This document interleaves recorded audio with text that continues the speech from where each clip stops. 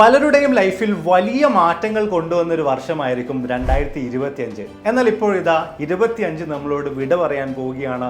നമ്മൾ 2026ലേക്ക് കാലെടുത്ത് വെക്കാൻ പോവുകയാണ്. എല്ലാ വർഷത്തെയും പോലെ ഈ പ്രാവശ്യവും നമ്മൾ 2026ൽ നമ്മുടെ ലോകത്ത് നടക്കാൻ സാധ്യതയുള്ള പലരും പറഞ്ഞു വെച്ച ചില പ്രവചനങ്ങളിലേക്കും അതോടൊപ്പം തന്നെ 100% നടക്കാൻ സാധ്യതയുള്ള കാര്യങ്ങളിലേക്കൊക്കെ തന്നെയും നമ്മളൊന്ന് എത്തി നോക്കാൻ പോവുകയാണ്. ആ പ്രവചനങ്ങളെക്കുറിച്ചൊക്കെ കൃത്യമായിട്ട് നമ്മളൊന്ന് മനസ്സിലാക്കാൻ പോവുകയാണ്. ഈ കൂട്ടത്തിൽ ബാബ വാങ്കയുടെയും നൊസ്ട്രഡാമസിൻ്റെയും വളരെയധികം പ്രശസ്തമായിട്ടുള്ള പ്രവചനങ്ങളുണ്ട്. അതോടൊപ്പം നിലവിലെ സമകാലികമായിട്ടുള്ള കാര്യങ്ങളെല്ലാം കൂടെ ചേർത്ത് വെച്ചുകൊണ്ട് വ്യത്യസ്ത AI ടൂളുകളും മറ്റുമൊക്കെ നമ്മളോട് പറഞ്ഞത് പ്രകാരം തീർച്ചയായിട്ടും 26ൽ നടക്കാൻ സാധ്യതയുള്ള കാര്യങ്ങളും നിങ്ങൾക്കായിട്ട് ഞാൻ ചേർത്ത് വെച്ച് ഈ വീഡിയോക്ക് വേണ്ടി കൊണ്ടുവന്നിട്ടുണ്ട്. അപ്പോൾ ഇങ്ങനെ തുടങ്ങിയാലോ? Welcome back to AF world. Aflu here.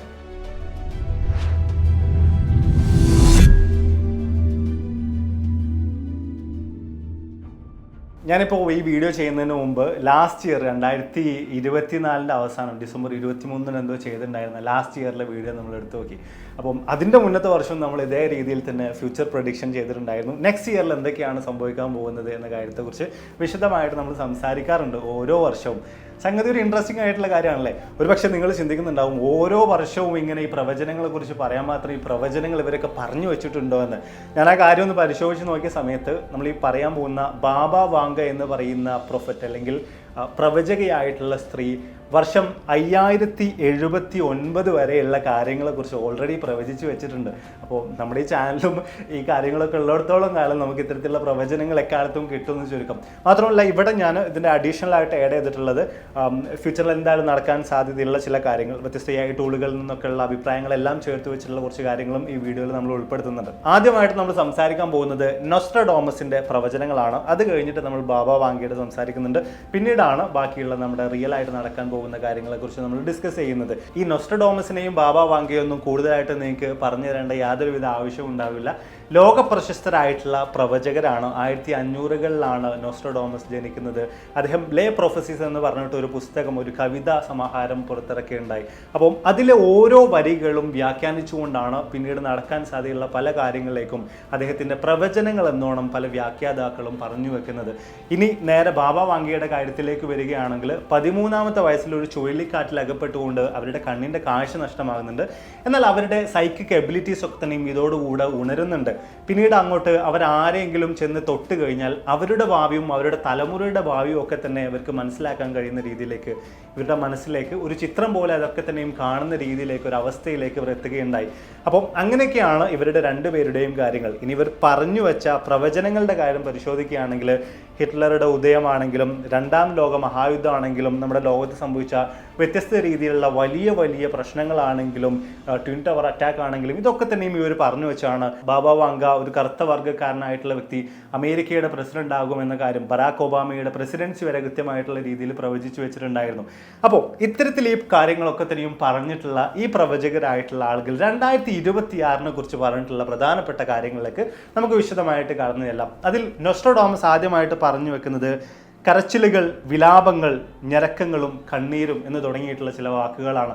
ഇതിനെക്കുറിച്ച് വ്യാഖ്യാനിക്കുന്ന പല ആളുകൾക്കും വിശദീകരിക്കാനുള്ളത് ഒരു പക്ഷേ വലിയൊരു യുദ്ധത്തിലേക്കുള്ള സൂചനയായിരിക്കാം ഇത്. വലിയ രീതിയിലുള്ള പ്രശ്നങ്ങൾ ഉണ്ടാകുന്ന, ഒരുപാടധികം മരണങ്ങൾ സംഭവിക്കുന്ന ഒരു യുദ്ധത്തെക്കുറിച്ചായിരിക്കാം നൊസ്ട്രഡാമസ് ഇവിടെ പറഞ്ഞു വെക്കുന്നത് എന്നൊരു കാര്യമാണ്. നമ്മൾ ബാബ വാങ്കയുടെ പ്രവചനം പരിശോധിച്ച് നോക്കുമ്പോഴും ഇത്തരത്തിലുള്ള ചില കാര്യങ്ങൾ അവിടെ അവരും പറഞ്ഞിട്ടുണ്ട്. അത് യൂറോപ്പിൽ വലിയൊരു യുദ്ധം ഉണ്ടാകുമെന്നുള്ളതാണ്. എനിക്ക് തോന്നുന്നു കഴിഞ്ഞ ഇയറിലെ വീഡിയോയിൽ നമ്മൾ ഈ കാര്യത്തെക്കുറിച്ച് പരാമർശിച്ചിട്ടുണ്ടായിരുന്നതാണ്. അപ്പം നിലവിലെ സാഹചര്യത്തിൽ വ്യത്യസ്ത കോൺഫ്ലിക്റ്റുകളിലൂടെ ഒക്കെ തന്നെയാണ്, ജിയോ പൊളിറ്റിക്കൽ ടെൻഷനുകളിലൂടെ ഒക്കെ തന്നെയാണ് രാജ്യങ്ങൾ കടന്നു പോയിക്കൊണ്ടിരിക്കുന്നത്. ഒരു പക്ഷേ വലിയൊരു തീപ്പൊരി വീണ് കഴിഞ്ഞാൽ അത് മൊത്തത്തിൽ ആളിപ്പടരാനും അതൊരു വലിയ യുദ്ധത്തിലേക്ക്, ബാബ വാങ്ക പറഞ്ഞു വെക്കുന്നത് പോലെ ഒരു പക്ഷേ ഒരു വേൾഡ് വാറിലേക്ക് പോലും എത്താനുള്ള സാധ്യതകൾ തീർച്ചയായിട്ടും അവിടെ സൂചിപ്പിക്കുന്നുണ്ട്. പക്ഷേ ബാബ വാങ്ക മറ്റൊരു കാര്യം കൂടെ ചേർത്ത് പറയുന്നുണ്ട്. 70 ദിവസം നീണ്ടു നിൽക്കുന്ന ഒരു യുദ്ധം, അതായത് 70 ദിവസം കൊണ്ട് എല്ലാം തീരുമാനമാകും, എല്ലാ കാര്യങ്ങൾക്കും ഒരു അവസാനമാകും. പക്ഷേ ഒരുപാടധികം ആളുകൾ മരണപ്പെടുന്ന രീതിയിലേക്കായിരിക്കും ഈ യുദ്ധത്തിൻ്റെ അനന്തര ഫലങ്ങളെല്ലാം തന്നെ ഉണ്ടാവുക. ഇനി ഇതൊരു ലോക മഹായുദ്ധമായിട്ട് മാറുകയാണെങ്കിൽ അതിൻ്റെ തുടക്കമുണ്ടാവുക ഏഷ്യയിൽ നിന്നായിരിക്കും. പിന്നീട് ഓൾറെഡി വേൾഡിൽ നടന്നുകൊണ്ടിരിക്കുന്ന പല യുദ്ധങ്ങളുമായി ചേർന്നുകൊണ്ട് ഇതൊരു വലിയ യുദ്ധമായി, ലോകമഹായുദ്ധമായി മാറുമെന്ന രീതിയിലൊക്കെയാണ് ഇവരുടെ പ്രവചനമുള്ളത്. ഇനി രണ്ടാമത്തെ പ്രവചനത്തിലേക്ക് നോക്കുമ്പോൾ പകർച്ചവ്യാധികൾ അണയുന്നു, സ്വർണത്തിൻ്റെ പുതിയ യുഗം പുലരുന്നു എന്ന് പറയുന്ന നോസ്ട്രഡാമസിൻ്റെ ഒരു പ്രവചനമാണിത്. ഇതിനെയും പല ആളുകളും വ്യാഖ്യാനിക്കുന്നത് പാൻഡമിക് ഭീഷണികളെല്ലാം മറികടന്നുകൊണ്ടുള്ളൊരു സമൃദ്ധമായിട്ടുള്ളൊരു വർഷമായിട്ട് 2026 മാറാനുള്ള സാധ്യതകളുണ്ട് എന്ന രീതിയിലാണ്. അപ്പം നമ്മളിപ്പോൾ ഈ മുമ്പേ പറഞ്ഞു വെച്ചതുപോലെ തന്നെ ഈ ഒരു വാക്കുകളിൽ നിന്ന്, അദ്ദേഹം പറഞ്ഞു വെച്ച ആ കാര്യങ്ങളിൽ നിന്ന് തന്നെ നമുക്കതിൻ്റെ വ്യത്യസ്ത രീതിയിലുള്ള വീക്ഷണങ്ങൾ അല്ലെങ്കിൽ വ്യത്യസ്ത രീതിയിലൊക്കെ തന്നെ ഇതിനെ വ്യാഖ്യാനിക്കാം. അപ്പം ഏത് രീതിയിലേക്കും അതിൻ്റെ അർത്ഥങ്ങൾ നമുക്ക് കൊണ്ടുപോകാം. അപ്പം ഇവിടെ നല്ല കാര്യങ്ങൾ മാത്രം നമ്മൾ എടുത്തു വായിക്കുകയാണെങ്കിൽ തീർച്ചയായിട്ടും നല്ല ഒരുപാട് കാര്യങ്ങൾ സംഭവിക്കുന്ന ഒരു വർഷമായിട്ട് മാറാൻ സാധ്യതയുണ്ട് 2026 എന്ന രീതിയിലൊക്കെ തന്നെ ഇതിൽ നമുക്ക് വ്യാഖ്യാനിക്കാം, നമുക്ക് മനസ്സിലാക്കി വെക്കാം, ചെറുതായിട്ടെങ്കിലും ഒന്ന് ആശ്വസിക്കാം. മൂന്നാമത്തെ പ്രവചനം വരുന്നത് ബാബ വാങ്കയുടേതാണ്. ഒരു പുതിയ ലോക നേതാവിൻ്റെ ഉദയത്തെക്കുറിച്ചാണ് ബാബ വാങ്ക പറഞ്ഞു വെക്കുന്നത്. വ്ളാദിമിർ വിൽ റൈസ് എന്ന രീതിയിലാണ് അവർ പറഞ്ഞതായിട്ട് നമുക്ക് കാണാൻ സാധിക്കുന്നത്. പലരും വ്ളാദിമിർ പുടിനുമായിട്ട് ഇതിനെ ചേർത്ത് വായിക്കുന്നുണ്ട്. പക്ഷേ അവരുടെ ഭാഷയിൽ പറഞ്ഞതുകൊണ്ടായിരുന്നത്ര ഈ വ്ളാദിമിർ വിൽ റൈസ് എന്ന രീതിയിലേക്കൊക്കെ തന്നെയും ബാബ വാങ്ക പറഞ്ഞു വെച്ചത്. അതിനും അപ്പുറത്തേക്ക് വ്ളാദിമിർ പുടിനുമായിട്ട് ഇതിന് വലിയ ബന്ധമില്ല എന്ന രീതിയിലേക്കൊക്കെ തന്നെയും ഇവരുടെ ആരാധകരായിട്ടുള്ള, ഇവരുടെ വാക്കുകൾ കാതോർക്കുന്ന ആളുകളൊക്കെ തന്നെയും വിശദീകരിക്കുന്നുണ്ട്. എന്തൊക്കെ തന്നെയായാലും ലോകത്തെ മുഴുവൻ അടക്കി ഭരിക്കാൻ ശേഷിയുള്ള, എല്ലാത്തിനെയും നിയന്ത്രിക്കാൻ ശേഷിയുള്ള ഒരു പുതിയ നേതാവ് ഉദയം കൊള്ളുമെന്ന രീതിയിൽ തന്നെയാണ് ബാബ വാങ്കയുടെ ഈ പ്രവചനം വരുന്നത്. ഒരുപക്ഷെ നിലവിലെ US-ന്റെ ആധിപത്യമൊക്കെ അവസാനിച്ച് മറ്റേതെങ്കിലും ഒരു രാജ്യത്തിൻ്റെ ശക്തമായിട്ടുള്ള ഇടപെടലുകൾ വരുന്നു എന്ന രീതിയിലേക്കൊക്കെ മാറി വന്നു കഴിഞ്ഞാലും നമുക്ക് വേണമെങ്കിൽ ഇതിനൊക്കെ ചേർത്ത് വായിക്കാൻ കൂടെ സാധിക്കുന്നതാണ്. അടുത്തൊരു പ്രവചനം വരുന്നത് സാമ്പത്തിക പ്രക്ഷോഭം തന്നെ 2026 നടക്കാൻ സാധ്യതയുണ്ട് എന്നൊരു കാര്യമാണ്. ഒരു ആഗോള സാമ്പത്തിക ക്രമത്തിലൊക്കെ തന്നെയും വലിയ മാറ്റങ്ങൾ വരുന്ന രീതിയിലേക്ക് ഒരുപക്ഷെ 2026 മാറി വരാം. ബാബ വാങ്ക പറഞ്ഞു വെച്ചൊരു പ്രവചനം കൂടിയാണിത്. ഇതിനെയും കൃത്യമായിട്ട് നമ്മൾ ഡീകോഡ് ചെയ്ത് നോക്കുന്ന അവസരത്തിൽ നിലവിൽ നടന്നുകൊണ്ടിരിക്കുന്ന വ്യത്യസ്ത പ്രശ്നങ്ങളെക്കുറിച്ച് കൃത്യമായിട്ടുള്ള രീതിയിൽ നിങ്ങൾക്ക് ധാരണയുണ്ടാവും. US-ന്റെ ആധിപത്യം പതിയെ പതിയെ കുറഞ്ഞുകൊണ്ടിരിക്കുന്നുണ്ട്. പല രാജ്യങ്ങളും US കറൻസി അവരുടെ റിസർവ് ആക്കി വെച്ചിട്ടുണ്ടായിരുന്നത് പതിയെ കുറയുന്നുണ്ട്. അതിനു പകരം അവർ ഗോൾഡ് മേടിച്ചു കൂട്ടുന്നുണ്ട്. തൽഫലമായിട്ട് ഗോൾഡിൻ്റെ പ്രൈസ് കൂടിക്കൊണ്ടിരിക്കുന്നുണ്ട്. അങ്ങനെ മൊത്തത്തിൽ നമ്മൾ പരിശോധിച്ച് നോക്കുകയാണെങ്കിൽ വ്യത്യസ്ത കാര്യങ്ങൾ എക്കോണമിയുമായി ബന്ധപ്പെട്ടുകൊണ്ടൊക്കെ തന്നെയും ലോക രാജ്യങ്ങൾക്കിടയിൽ ഇന്ന് സംഭവിച്ചുകൊണ്ടിരിക്കുന്നുണ്ട്. നമ്മൾ ചിലപ്പോൾ നമ്മുടെ ചുറ്റുപാടുള്ള കാര്യങ്ങളൊക്കെ കൂടുതൽ ശ്രദ്ധ കേന്ദ്രീകരിച്ച് അങ്ങനെ നടന്നു പോവുകയാണെന്നുണ്ടെങ്കിലും ഗ്ലോബലി വ്യത്യസ്ത രീതിയിലുള്ള കാര്യങ്ങളൊക്കെ തന്നെയും ക്യാഷുമായി ബന്ധപ്പെട്ടുകൊണ്ട്, സാമ്പത്തികപരമായി ബന്ധപ്പെട്ടുകൊണ്ട് ഒരുപാടധികം വലിയ മാറ്റങ്ങൾ തന്നെ സംഭവിച്ചുകൊണ്ടിരിക്കുന്നുണ്ട്. ഒരുപക്ഷെ 2026 ബാബ വാങ്കയുടെ പ്രവചനം അതുപോലെ തന്നെ യാഥാർത്ഥ്യമാകാനുള്ള സാധ്യതകളുണ്ട്. അപ്പം അത് എങ്ങനെ സംഭവിക്കും, എന്ത് സംഭവിക്കും, അത് നമ്മളെ ഓരോരുത്തരെയും എങ്ങനെയൊക്കെ ബാധിക്കും എന്നൊക്കെ തീർച്ചയായിട്ടും നമ്മൾ കണ്ടറിയേണ്ട കാര്യം തന്നെയാണ്. അപ്പോൾ ഇനി തീർച്ചയായിട്ടും 2026 നടക്കാൻ എന്തായാലും സാധ്യതയുള്ള കാര്യങ്ങളിലേക്ക് പോകാം. അതിനു മുമ്പായിട്ട് വരുന്ന നാളുകളായിട്ട് അല്ലെങ്കിൽ വരുന്ന വർഷങ്ങളായിട്ട് നടക്കാൻ സാധ്യതയുള്ള ചില കാര്യങ്ങൾ കൂടെ ഇവർ പറഞ്ഞു വെച്ചിട്ടുണ്ട്. വളരെ ഇൻട്രസ്റ്റിംഗ് ആയിട്ടുള്ള കാര്യങ്ങളാണ്. ആ കാര്യങ്ങൾ വളരെ ചുരുക്കി ആദ്യം ഞാനൊന്ന് പറയാം. തീർച്ചയായിട്ടും ആ കൂട്ടത്തിൽ ഒന്നാമതായിട്ട് വരുന്നത് ഏലിയൻ കോണ്ടാക്റ്റ് ആണ്. അന്യഗ്രഹ ജീവികളുമായിട്ട് മനുഷ്യർ കോണ്ടാക്ട് ചെയ്യുമെന്നുള്ള ഒരു കാര്യം ബാബ വാങ്ക പറഞ്ഞു വെക്കുന്നുണ്ട്. അതുപോലെ തന്നെ ഒരു ആർട്ടിഫിഷ്യൽ സണ്ണിനെ മനുഷ്യർ സൃഷ്ടിക്കുമെന്നൊരു കാര്യം ബാബ വാങ്ക പറയുന്നുണ്ട്. മാത്രമല്ല മനുഷ്യർ ഏജിനെ റിവേഴ്സ് ചെയ്യാൻ തുടങ്ങും, ഡിസീസുകൾ റിവേഴ്സ് ചെയ്യാൻ തുടങ്ങും എന്ന രീതിയിലേക്കൊക്കെ തന്നെ ഇവർ പറഞ്ഞു വെക്കുന്നുണ്ട്. അതായത് ഒരു 50 വയസ്സുള്ള ഒരു മനുഷ്യൻ അയാളുടെ വയസ്സ് കുറച്ച് കൊണ്ടുവന്നിട്ട് 25 വയസ്സുള്ള ഒരു വ്യക്തിയായിട്ട് മാറുന്ന കാഴ്ചകൾ ഭാവിയിൽ നമുക്ക് കാണാൻ സാധിക്കുന്ന രീതിയിലാണ് ബാബ വാങ്ക വിശേഷിപ്പിക്കുന്നത്, കാര്യങ്ങൾ പറഞ്ഞു വെക്കുന്നത്. മാത്രമല്ല അടുത്തൊരു പ്രവചനം വരുന്നത് മനുഷ്യർ ചൊവ്വയിലേക്കും വ്യാഴത്തിലേക്കും കുടിയേറും. അതോടൊപ്പം തന്നെ ഭൂമിയിലുള്ള മനുഷ്യരുമായിട്ട് ചൊവ്വയിലുള്ള മനുഷ്യർ യുദ്ധത്തിൽ ഏർപ്പെടും. ഇത്തരത്തിലുള്ള വളരെയധികം ഇൻട്രസ്റ്റിംഗ് ആയിട്ടുള്ള ക്രേസി ആയിട്ടുള്ള ചില പ്രവചനങ്ങൾ കൂടെ ബാബ വാങ്ക പറഞ്ഞിട്ടുള്ളതായിട്ട് നമുക്ക് കാണാൻ സാധിക്കുന്നുണ്ട്.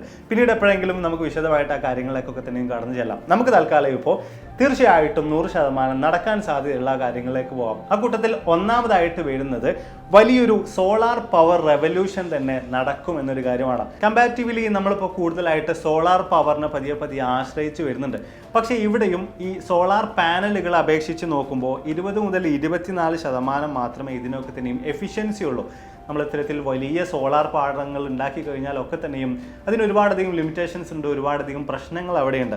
അവിടെയാണ് പെറോസ്കൈറ്റ് എന്ന് പറയുന്ന പുതിയൊരു റെവല്യൂഷൻ ഇനി അങ്ങോട്ട് ഈ സോളാർ പവർ നമ്മൾ യൂസ് ചെയ്യുന്ന മേഖലയിൽ വരാൻ പോകുന്നത്.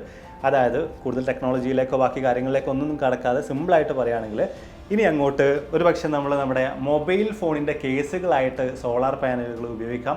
നമ്മുടെ വിൻഡോകളിലൊക്കെ തന്നെയും കർട്ടനുകളായിട്ട് ഈ സോളാർ പാനലുകൾ നമുക്ക് യൂസ് ചെയ്യാം. നമ്മുടെ കാറിലോ അല്ലെങ്കിൽ നമ്മുടെ ബാഗുകളിലോ ഒക്കെ തന്നെയും ഒട്ടിച്ചു വെക്കുന്ന സോളാർ പാനലുകൾ വലിയ രീതിയിൽ തന്നെ നമ്മൾ യൂസ് ചെയ്യുന്നതായിരിക്കും. അങ്ങനെ തുടങ്ങിയിട്ട് സോളാർ എനർജിയെ നമ്മൾ യൂസ് ചെയ്യുന്ന കാര്യത്തിൽ വലിയ വിപ്ലവകരമായിട്ടുള്ള മാറ്റങ്ങളായിരിക്കും 2026 ഇനി അങ്ങോട്ട് സംഭവിക്കാൻ പോകുന്നത്. രണ്ടാമത്തെ ഒരു കാര്യം, വലിയ തോതിൽ തന്നെ നമ്മൾ ഇനി അങ്ങോട്ട് നമ്മുടെ ഓർഗൻസും അതുപോലെ തന്നെ വ്യത്യസ്ത രീതിയിലുള്ള കാര്യങ്ങളൊക്കെ തന്നെയും 3D ബയോ പ്രിന്റിങ് ചെയ്യാൻ തുടങ്ങുമെന്നതാണ്. അതായത് നമ്മുടെ ഏതെങ്കിലും ഒരു ഓർഗൻ എന്തെങ്കിലും തരത്തിലുള്ള കംപ്ലൈൻറ്റ് വന്നു കഴിഞ്ഞാൽ നമുക്ക് നമ്മുടെ ആ ഒരു ഓർഗനെ 3D പ്രിന്റിങ്ങിലൂടെ വീണ്ടും നിർമ്മിച്ചെടുക്കാൻ സാധിക്കും. അതുപോലെ തന്നെ നമ്മുടെ ശരീരത്തിലെ ബ്ലഡ് വെസൽസിനെ നമുക്ക് ഇതുപോലെ 3D പ്രിന്റ് ചെയ്തെടുക്കാം. അങ്ങനെ വലിയ രീതിയിലുള്ളൊരു കുതിച്ചു ചാട്ടം തന്നെ ഈ ഒരു മേഖലയിൽ ഇനി അങ്ങോട്ട് സംഭവിക്കാൻ പോവുകയാണ്. അതായത് ഇപ്പോൾ ഈ ഓർഗൻ ട്രാൻസ്പ്ലാന്റിങ് എന്ന് പറയുന്ന കാര്യത്തിനൊക്കെ പകരമായിട്ട് ഓരോരുത്തർക്കും ആവശ്യമായിട്ടുള്ള ഓർഗൻസിനെ പ്രിന്റ് ചെയ്ത് എടുത്തുകൊണ്ട് മാറ്റി വെക്കുന്ന രീതിയിലേക്കായിരിക്കും ഇനി അങ്ങോട്ട് കാര്യങ്ങൾ മാറാൻ പോകുന്നത്. 2026 ഈ മേഖലയിൽ വലിയൊരു കുതിച്ചു ചാട്ടം തന്നെ സംഭവിക്കുന്നതായിരിക്കും. മൂന്നാമത്തെ ഒരു കാര്യം, നമ്മൾ ആപ്പുകൾ ഉപയോഗിക്കുന്നതിൽ വലിയ മാറ്റങ്ങൾ വരാൻ പോകുന്നുണ്ട് എന്നതാണ്. അതായത് നമ്മൾ എന്തെങ്കിലും കാര്യമൊക്കെ വേണമെങ്കിൽ ഇപ്പോൾ വ്യത്യസ്ത ആപ്പുകൾ തുറന്നിട്ടാണ് പല കാര്യങ്ങൾ ചെയ്യുന്നത്. ഉദാഹരണത്തിന് നമുക്ക് ഊബർ ബുക്ക് ചെയ്യണം, ഊബറിൻ്റെ ആപ്പ് നമ്മൾ തുറക്കും. നമുക്ക് ഫുഡ് മേടിക്കണം, നമ്മൾ സ്വിഗ്ഗി അല്ലെങ്കിൽ സൊമാറ്റോ ആപ്പോ നോക്കിയിട്ട് കൃത്യമായിട്ട് സെർച്ച് ചെയ്ത് നോക്കി തെരഞ്ഞു പിടിച്ചിട്ടാണ് ഓർഡർ ചെയ്യുന്നത്. പക്ഷെ ഇത് മാറാൻ പോവുകയാണ്. ഇനി അങ്ങോട്ട് നമ്മുടെ ഫോണിലുള്ള ഏജൻറ്റിനോട് നമ്മൾ കാര്യം പറഞ്ഞു കഴിഞ്ഞാൽ നമ്മുടെ വീടിൻ്റെ മുറ്റത്തേക്ക് സാധനം എത്തുന്ന രീതിയിലേക്ക് എല്ലാം മാറാൻ പോവുകയാണ്. പഴയ പോലെ നമ്മൾ എടുത്ത് കുത്തി തുറന്ന് എടുക്കേണ്ട ആവശ്യമില്ല എന്ന് ചുരുക്കം. ജസ്റ്റ് ഒരു വോയിസ് കൊടുത്തു കഴിഞ്ഞാൽ ഏജൻറ്റിനോട് പറഞ്ഞു കഴിഞ്ഞാൽ ആ കാര്യം നമുക്ക് വേണ്ടി ചെയ്ത് നൽകുന്നതായിരിക്കും. അപ്പം ഓൾറെഡി നിങ്ങൾ നോക്കുകയാണെങ്കിൽ ChatGPTയുടെ ഏജൻറ്റ് മോഡൊക്കെ ഉപയോഗിച്ചിട്ട് ഇതുപോലെ വ്യത്യസ്ത കാര്യങ്ങൾ നമുക്ക് ചെയ്യാം. ഒരു സമയത്ത് ഞാൻ ഏജൻറ്റ് മോഡ് ഉപയോഗിച്ചിട്ട് KFC ഒക്കെ തന്നെ ഓർഡർ ചെയ്തിട്ടുണ്ടായിരുന്നു. നമ്മുടെ ഒരു ബഡ്ജറ്റ് കൊടുത്തിട്ട് കൃത്യമായിട്ട് കാര്യങ്ങൾ പറഞ്ഞു കൊടുത്തു കഴിഞ്ഞാൽ നമുക്ക് വേണ്ട കാര്യങ്ങളെല്ലാം ആഡ് ചെയ്ത് കാർട്ടിൽ ആഡ് ചെയ്ത് നമ്മുടെ അഡ്രസ്സിലേക്ക് കൃത്യമായിട്ട് ഡെലിവർ ചെയ്യുന്ന വരെയുള്ള കാര്യങ്ങൾ, ഓർഡർ പ്ലേസ് ചെയ്യുന്ന വരെയുള്ള കാര്യങ്ങൾ ChatGPTയുടെ ഏജൻറ്റ് തന്നെ ചെയ്യുന്നുണ്ട്. അപ്പം വലിയ മാറ്റങ്ങൾ ആപ്പുകൾ ഓപ്പൺ ചെയ്യുന്ന കാര്യത്തിൽ വരാൻ പോവുകയാണ്. ആൻഡ് ലാസ്റ്റ് ആൻഡ് ഫൈനൽ അടുത്ത വിപ്ലവകരമായിട്ടുള്ള ഒരു കാര്യം എന്ന് പറയുന്നത് ഫിസിക്കൽ AI ആണ്. നിങ്ങൾ ഈ ആർട്ടിഫിഷ്യൽ ഇൻ്റലിജൻസിനെ കുറിച്ച് തീർച്ചയായിട്ടും കേട്ടിട്ടുണ്ടാകും. ഒരുപാടധികം മാറ്റങ്ങൾ ഇന്ന് വരുത്തിക്കൊണ്ടിരിക്കുന്നുണ്ട് AI. പക്ഷേ ഇതൊന്നുമല്ല ഒരു പ്രശ്നം. ഫിസിക്കൽ AI ആണ് ഏറ്റവും വലിയ പ്രശ്നങ്ങൾ മനുഷ്യർക്കിടയിൽ തന്നെ സൃഷ്ടിക്കാൻ പോകുന്നത്. അതായത് നമ്മളിപ്പോൾ ഈ കണ്ടുകൊണ്ടിരിക്കുന്ന AI ടൂൾസ് എന്നൊക്കെ പറഞ്ഞത് ജസ്റ്റ് സോഫ്റ്റ്വെയർസ് മാത്രമാണ്. ഇതിൻ്റെ ഒരുപടി മുകളിലേക്കായിട്ട് കാര്യങ്ങളൊക്കെ തന്നെ നമുക്ക് ചെയ്ത് നൽകാൻ വേണ്ടിയിട്ട് ഫിസിക്കൽ AI വരുന്നതോടുകൂടി വലിയ മാറ്റങ്ങൾ തന്നെ സംഭവിക്കും. അതിൻ്റെ ഉദാഹരണം പറയുകയാണെങ്കിൽ നമ്മളിപ്പോൾ ഈ കണ്ടുകൊണ്ടിരിക്കുന്ന റോബോട്ടുകളുണ്ടല്ലോ, അതിൻ്റെ ഒക്കെ ഒരു അഡ്വാൻസ്ഡ് വേർഷനിലേക്ക് നിങ്ങൾ ജസ്റ്റ് ഒന്ന് ചിന്തിച്ച് നോക്കുക. ഡ്രൈവറായിട്ട് വർക്ക് ചെയ്യുന്ന ഒരു റോബോട്ട്, കുക്കിങ്ങും ക്ലീനിങ്ങും ചെയ്യുന്ന ഒരു റോബോട്ട്, അങ്ങനെ തുടങ്ങി വ്യത്യസ്ത മേഖലകളിലേക്കൊക്കെ തന്നെയും വളരെയധികം എഫിഷ്യൻ്റ് ആയിട്ടുള്ള അഡ്വാൻസ്ഡ് ആയിട്ടുള്ള AI വന്നു കഴിഞ്ഞാൽ, ഫിസിക്കൽ AI വലിയ തോതിൽ വന്നു കഴിഞ്ഞാൽ തീർച്ചയായിട്ടും മനുഷ്യരുടെ ജോലി പോകുമെന്ന കാര്യത്തിൽ യാതൊരു തർക്കവുമില്ല. അപ്പോൾ പിന്നെ എന്ത് എന്നുള്ളൊരു ചോദ്യമുണ്ട്. അപ്പം അങ്ങനെ ഒരു കാലഘട്ടത്തിൽ തീർച്ചയായിട്ടും ജോലി ഒരു ഓപ്ഷണലായിട്ട് മാറുന്നതായിരിക്കും. എലൺ മസ്ക് റീസെൻ്റ്ലി പറഞ്ഞു വെച്ചതുപോലെ വേണമെങ്കിൽ നിങ്ങൾക്ക് ജോലി ചെയ്യാം, അല്ലെങ്കിൽ നിങ്ങൾക്ക് ജോലി ചെയ്യാണ്ട് കയ്യും കെട്ടി ചുമ്മാ ഇരിക്കാം, നിങ്ങൾക്ക് ആവശ്യമുള്ളതൊക്കെ നിങ്ങളുടെ ചുറ്റും ഉണ്ടാവും. ഈ ഒരു മേഖലയിൽ നിങ്ങൾ എഴുതി വെച്ചോ, തീർച്ചയായിട്ടും വലിയ മാറ്റം സംഭവിക്കാൻ പോകുന്നൊരു വർഷമായിരിക്കും 2026. ഓൾറെഡി നമുക്കറിയാം ഓരോ ആഴ്ചയിലും വലിയ വലിയ റെവല്യൂഷൻസ് ആണ് AI മേഖലയിൽ നിന്ന് സംഭവിച്ചുകൊണ്ടിരിക്കുന്നത്. അപ്പം തീർച്ചയായിട്ടും 2026 അവസാനമാകുമ്പോഴേക്ക് ഫിസിക്കൽ AIയിലും വലിയ മാറ്റങ്ങൾ വരും. ഇത് തീർച്ചയായിട്ടും ഓരോ വ്യക്തികളെയും, എന്നെയും നിങ്ങളെയും ഉൾപ്പെടെയുള്ള ഒരുപാടധികം മനുഷ്യരെ ബാധിക്കുന്ന രീതിയിലേക്ക് കാര്യങ്ങൾ മാറി വരും. ഇവിടെയൊക്കെ തന്നെ നമുക്ക് എന്താണ് ചെയ്യാൻ കഴിയുന്നത് എന്ന് ചോദിച്ചു കഴിഞ്ഞാൽ വളരെ സിമ്പിളാണ്. ടെക്നോളജിയെക്കുറിച്ച് കൃത്യമായിട്ട് മനസ്സിലാക്കുക, ഇതിനൊക്കെ തന്നെയും അഡാപ്റ്റ് ചെയ്യുക, ഒരു തുറന്ന മനസ്സോടുകൂടെ ഇതിനെ നോക്കിക്കാണാം, നമ്മുടെ ജോലികളിലും ആവശ്യങ്ങളിലൊക്കെ എങ്ങനെ അത് ഉപയോഗിക്കാമെന്ന കാര്യത്തെക്കുറിച്ച് കൃത്യമായിട്ട് നോക്കിക്കണ്ട് പഠിച്ച് മനസ്സിലാക്കുക. വേറെ വഴിയൊന്നും ഇവിടെ ഇല്ല. ഇനി അങ്ങോട്ട് നമുക്ക് സർവൈവ് ചെയ്യണം എന്നുണ്ടെങ്കിൽ ഈ കാര്യങ്ങളെക്കുറിച്ചൊക്കെ കൃത്യമായിട്ടുള്ള ധാരണകൾ നമുക്ക് ആവശ്യമാണ്. അപ്പോൾ അതിന് വേണ്ടിയിട്ട് ഓൺലൈനിൽ വ്യത്യസ്ത സോഴ്സുകളുണ്ട്. കൃത്യമായിട്ട് നിങ്ങൾക്ക് അപ്ഡേറ്റ് ആയിട്ട് ഇരിക്കാനും പുതിയ പുതിയ ടെക്നോളജിയെക്കുറിച്ച് മനസ്സിലാക്കാനും നിങ്ങളുടെ ജോലികളിൽ അത് ഉപയോഗിക്കാനും ഒക്കെ യൂട്യൂബിൽ തന്നെ നോക്കിക്കഴിഞ്ഞാൽ ഇഷ്ടംപോലെ കോഴ്സുകളുണ്ട്, ഒരുപാടധികം ക്ലാസ്സുകളുണ്ട്. മാത്രമല്ല ഇതൊക്കെ തന്നെയും വളരെ ലളിതമായിട്ട് മലയാളത്തിൽ നിങ്ങൾക്ക് മനസ്സിലാക്കി തരുന്നതിന് വേണ്ടി നമ്മുടെ കമ്പനിയായിട്ടുള്ള എഡ്വ്യൂബും AI മാസ്റ്റർ ക്ലാസ് എന്ന് പറഞ്ഞ ഒരു കോഴ്സ് തന്നെ നിങ്ങൾക്കായിട്ട് പുറത്തിറക്കിയിട്ടുണ്ട്. ഓൾറെഡി 4300-ലധികം ആളുകൾ ആ കോഴ്സിൽ ജോയിൻ ചെയ്ത് കഴിഞ്ഞിട്ടുണ്ട്, ഒരുപാടധികം ആളുകൾ ആ കോഴ്സ് കംപ്ലീറ്റ് ചെയ്ത് കഴിഞ്ഞിട്ടുണ്ട്. ഇവിടെയൊക്കെ തന്നെ നമ്മൾ നോട്ടീസ് ചെയ്തിട്ടുള്ള ഒരു കാര്യം, നമ്മുടെ ഈ ഒരു കോഴ്സിന് മുമ്പ് ആളുകൾ AI ഉപയോഗിച്ചിരുന്നതും ഈ കോഴ്സിന് ശേഷം AI ഉപയോഗിക്കുന്നതും തമ്മിൽ ഭയങ്കര ഡിഫറൻസ് ഉണ്ട്. ഏതൊരു AI ടൂളും അതിൻ്റെ മാക്സിമം പൊട്ടൻഷ്യൽ നമ്മളുടെ ഓരോ ജോലികളിലും ആവശ്യങ്ങളിലൊക്കെ എങ്ങനെ ഉപയോഗിക്കാമെന്ന കാര്യങ്ങൾ മനസ്സിലാക്കാൻ പറ്റുന്ന രീതിയിലാണ് നമ്മളൊരു കോഴ്സ് സ്ട്രക്ചർ ചെയ്തിട്ടുള്ളത്. അതും ഓൺലൈനായിട്ട് റെക്കോർഡഡ് ആയിട്ടുള്ള ക്ലാസ്സസ് ആണെന്നുള്ളതുകൊണ്ട് നിങ്ങളൊക്കെ ഫ്രീ ആയിട്ടിരിക്കുന്ന സമയത്ത് നിങ്ങൾക്ക് യഥേഷ്ടം ഈ കാര്യങ്ങളൊക്കെ തന്നെയും കണ്ട് മനസ്സിലാക്കാൻ പറ്റും. ഈ ഒരു AI റെവല്യൂഷനിൽ ഒരിക്കലും നമ്മൾ പുറകിലാക്കപ്പെടാതെ കാര്യങ്ങളോടൊപ്പം ഓടിയെത്താൻ തീർച്ചയായിട്ടും ഈ കോഴ്സ് നിങ്ങളെ ഹെൽപ്ഫുള്ളായിട്ട് മാറുന്നതായിരിക്കും, നിങ്ങൾക്ക് യൂസ്ഫുൾ ആയിട്ട് മാറുന്നതായിരിക്കും. നമ്മുടെ കോഴ്സിൻ്റെ ഡീറ്റെയിൽസും ബാക്കി കാര്യങ്ങളൊക്കെ ഞാൻ താഴെ കൊടുക്കുന്നുണ്ട്.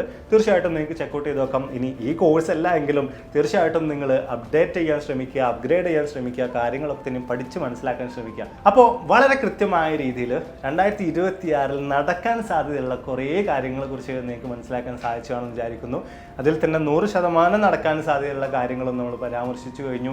ഈ കൂട്ടത്തിൽ നിങ്ങൾക്ക് ഏറ്റവും അധികം ഇൻട്രസ്റ്റിംഗ് ആയിട്ട് നിങ്ങൾ കാത്തിരിക്കുന്ന ആ കാര്യം ഏതാണ്? അതിനെക്കുറിച്ച് തീർച്ചയായിട്ടും താഴെ കമൻറ്റ് ചെയ്യും. തീർച്ചയായും നല്ലൊരു ഡിസ്കഷൻ നമുക്ക് കമൻറ്റ് ബോക്സിൽ കൊണ്ടുപോകാം. അപ്പോൾ എല്ലാവർക്കും സമ്പൽ സമൃദ്ധമായിട്ടുള്ള നല്ലൊരു 2026 ആശംസിച്ചുകൊണ്ട് നിർത്തുന്നു. ഇതിൽ നല്ല ഒരുപാട് വീഡിയോസുകളുമായി കണ്ടുവിട്ടാകുന്ന പ്രതീക്ഷയോടെ ബൈ.